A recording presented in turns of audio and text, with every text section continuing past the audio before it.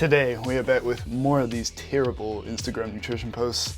Again, every time I'm blown away, but at some point I've got to stop being so surprised when I just find these horrendous things. I'm taking one for the team as well, because my Instagram recommended now is a complete mess. It's just got the worst stuff just cycling, because I keep clicking on it to make these videos. So yeah, let's get started.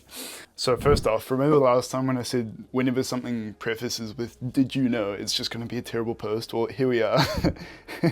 Can of Coke has sugar and can of Coke Zero doesn't have sugar. It's like, oh yes, lads, like who would have thought? And I know it says here, read the caption before you start to hate, but I did, and it was not redeeming. Like, how dumb do you think I am, dude? Alright. I like to start with the worst one I can find and then we really get into things. So next one, I had a similar one last time, it was a meal plan, but I think this one's even worse because they've done a similar thing where they try to keep it low calorie but fit in McDonald's, but the thing is, this whole meal plan is so low volume. Like you are not going to be full on this. This is like, you could easily eat this in one meal. Like, you're going to be miserable if you're trying to adhere to this, because if you're trying to cut, you need usually higher volume, usually higher fiber. There's some fiber in here, and I realize their point here is that they're trying to fit in McDonald's and say you can eat McDonald's on a cut, but when you're cutting, you need high micronutrient density because your micronutrient targets are the same, but you're eating less food. So this is really going to throw things out. The micronutrient profile of this diet plan is going to be so low below the bar, so do not follow this. Next up, lower your cholesterol, and we got 6 foods here. And here's the thing, this doesn't really make any sense, okay? Because the thing is, cholesterol isn't the thing you want to be focusing on in your lipid profile, it's your LDL, your low density lipoprotein. And the thing that's going to keep that down is unsaturated fats, which means you want to eat unsaturated fats, and they're not here, okay? Because I got a bit sciencey on that one. This one's a complete mess. You don't need any science to say why this is bad. And I'm struggling to think of a point here, because like, where do you start? I don't understand what they're trying to say here. It's like, oh, is it worth drinking a protein shake when you could have candy and vodka? It's like, no. Is that the right answer? Enjoyment, little. I don't know, man. It's usually kind of tasty, isn't it? Man, the more I look at this, the more upsetting it is. So let's move on. Alright, 7 foods you should eat every day. So there were 7 of these, I just picked one, dark chocolate.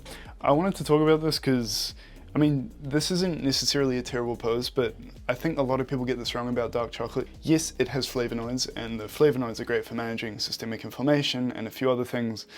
But the issue is we don't really know how much of this is maintained in the processing for it. So it's hard to say dark chocolate is a great health food, but on the other hand, it does taste nice, and it's, you know, a much better option than milk chocolate because it's lower in saturated fat and sugar, and I guess calories too if you're watching that.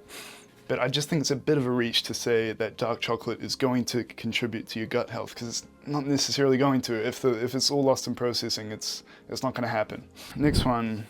I included this one in here because it is just straight up misleading, man.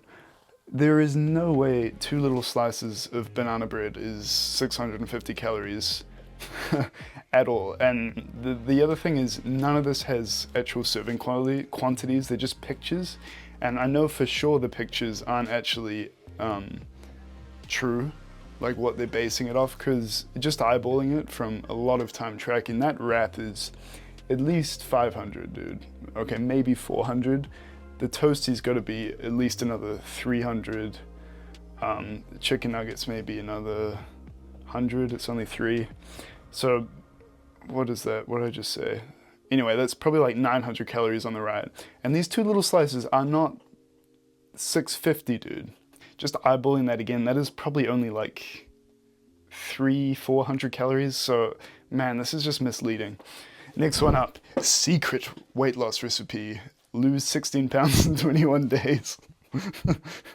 I don't know how this comes to be. Like, you're telling me if I eat peanut butter, which is a high density, like there's dates in here as well. This is a pretty high density, high calorie shake. It's good for bulking. Did they mess up the caption?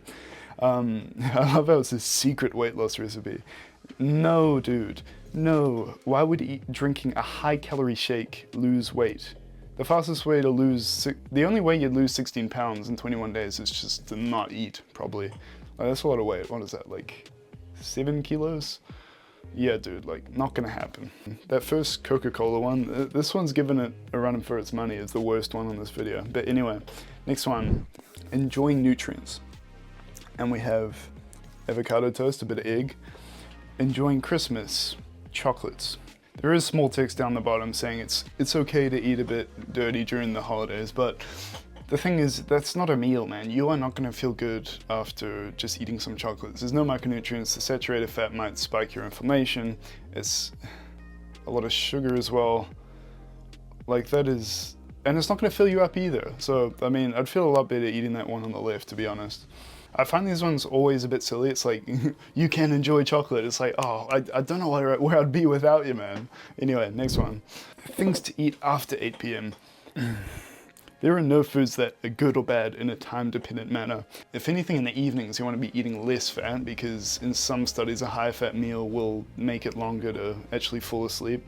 And as well, protein is gonna make it harder to sleep because it's thermogenic and your body needs to come down in temperature to fall asleep. So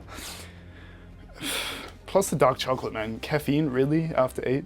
What are we doing here? And as I said, fats. Why are we eating peanut butter? Protein. Why are we eating Greek yogurt? And nuts is fat and protein. So the only thing you'd want to eat here is maybe vegetables. Popcorn would be okay. Avocado and blueberries probably okay. Avocado has some fat, but it's not that much. Again, I don't know how this comes to be, man. Anyway, next one. Oh no.